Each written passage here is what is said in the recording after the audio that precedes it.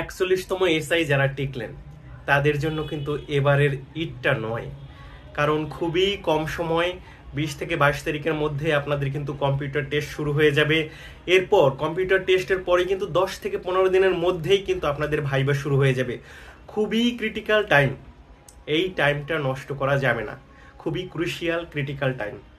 আপনি এখন আপনার কম্পিউটার হবে, কম্পিউটার কিবোর্ড হবে আপনার প্রেমিক প্রেমিকা, অন্য কারোর জন্য সময় কাটানোর দরকার নাই। কম্পিউটার নিয়ে সময় কাটান, প্রচুর পরিমাণে প্র্যাকটিস করেন, কারণ কম্পিউটার যেহেতু নকআউট পড়বো, এখানে বাদ পড়ে গেলে কিন্তু আপনার এই রিটেনে টেকাটাই অনেক বেশি কষ্টের হয়ে যাবে। আর ভাইবাও তো আপনি যদি বাদ পড়ে যান সেটাও কিন্তু অনেক কষ্টের হয়ে যাবে। দেখুন, এই 3000-এর মধ্যে আসতে হলে আপনাকে কিন্তু অনেক কষ্ট করতে হয়েছে, অনেক ভাগ্য কপাল সবই কিন্তু ছিল। এরপরে যে এই 3000-এর মধ্যে আর কখনো কি আসতে পারেন কি না পারেন এটা কিন্তু বলা যায় না।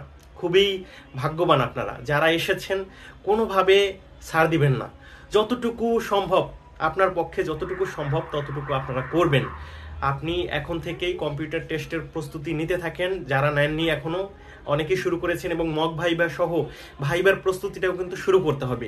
আমি আগামীকাল বা পরশু থেকেই আমি কিন্তু আমার ভাইবা কোর্স তথা কম্পিউটার দিক নির্দেশনা কোর্স শুরু করব। যারা ভর্তি হতে চান দয়া করে আমার হোয়াটসঅ্যাপ নম্বরে নক করবেন অথবা মেসেজে নক